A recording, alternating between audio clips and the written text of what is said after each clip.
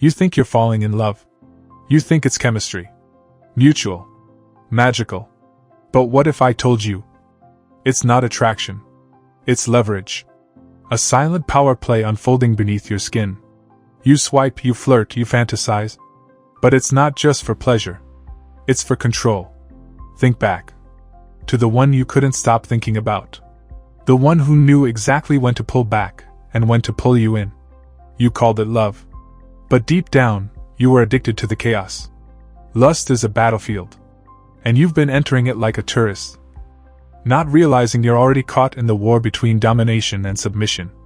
What if every craving you've had wasn't about intimacy, but about power? Are you the hunter, or the hunted? Are you in control, or being controlled? This isn't about kink. This is about identity. About the psychic underworld of erotic desire. And tonight you're going there. No safe words. No exit. Only truth. They don't speak louder. They don't ask for permission. They just command. Their gaze lingers 2 seconds longer than normal. Their silence feels like judgment. Their presence? A gravitational force that bends your will. They're not just attractive. They are in control. Dominance isn't about leather and chains. It's psychological. It's in the micro movements. The intentional delay in a reply. The way they touch your back as if they own the whole room. But here's the twist. Most dominant people were once utterly powerless. They were neglected, abandoned, dismissed. And what they couldn't get from tenderness, they learned to extract through force and seduction. They don't dominate to feel sexy. They dominate to feel safe. And you might be the one who longs to kneel. Not out of weakness, but from an ancient, unspeakable hunger to be held completely. You want someone to see every dark corner of you, and still claim you. You ache to dissolve into someone's will. Not because you have no identity, but because for once in your life, you want the burden of control to leave your body. Submission isn't passive. It's active surrender. You choose to give your power.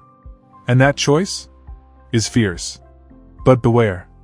Many confuse submission with self-abandonment. If you kneel before someone who doesn't see your worth, it's not devotion, it's degradation. The line is razor thin. And most people cross it without knowing. Have you ever seduced someone just to feel powerful? Not because you loved them, but because you needed to feel desired? That wasn't love. That wasn't even sex. That was control through craving. You knew exactly what to say. Exactly how to arch your back. Exactly when to reply and when to go cold. It's a high. Being wanted. Being chased. Being in control of someone else's nervous system. This is what psychologists call intermittent reinforcement. You give just enough, then pull away. You become a drug. And they become addicted to your inconsistency. You're not making love. You're owning someone's mind. And if you're on the receiving end, you call it passion. But your nervous system calls it survival mode. Here's a secret no one tells you. You are both. The dominant and the submissive. There are days you crave control. To lead, to dictate, to devour.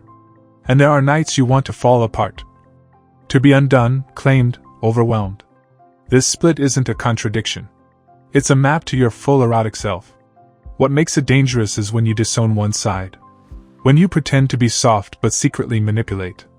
Or pretend to be strong but secretly crave to surrender. Power is not a role. It's a spectrum.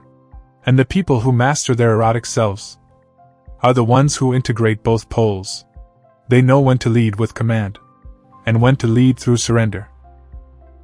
Why do you fantasize about being dominated? Or dominating? Why do certain things turn you on that you never admit out loud? That's not perversion. That's shadow material. Carl Jung called it the shadow, the parts of you you've exiled.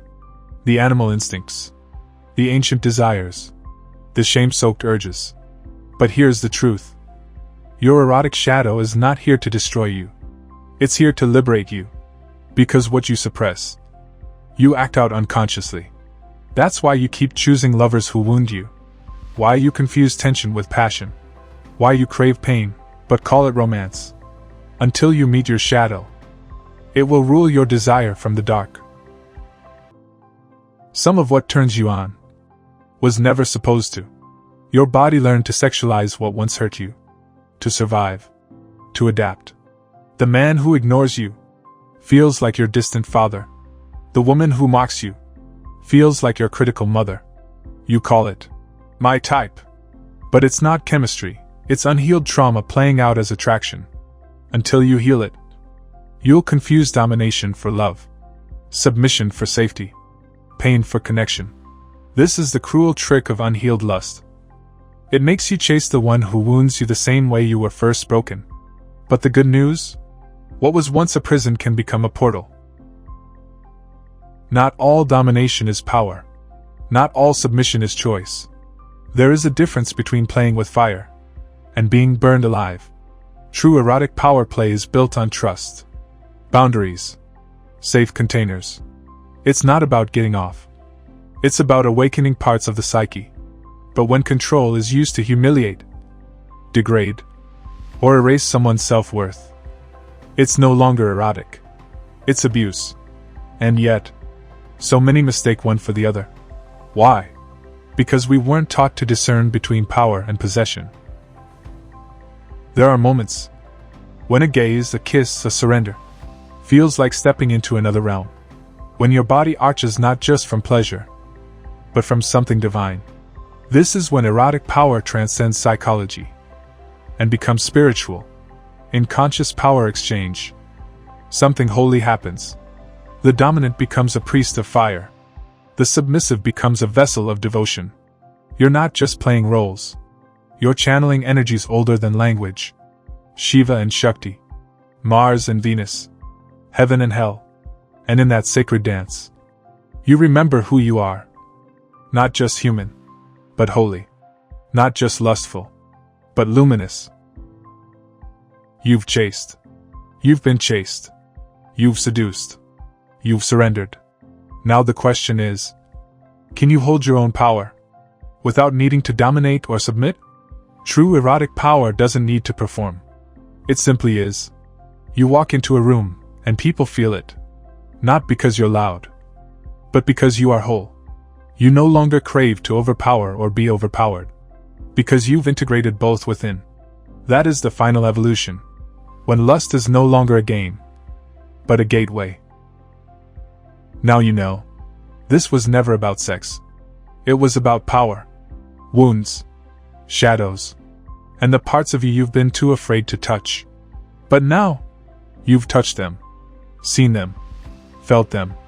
You've walked through the fire of your own erotic truth. And now, you are no longer seduced by domination, no longer addicted to submission. You are free. And that, my friend, is real power.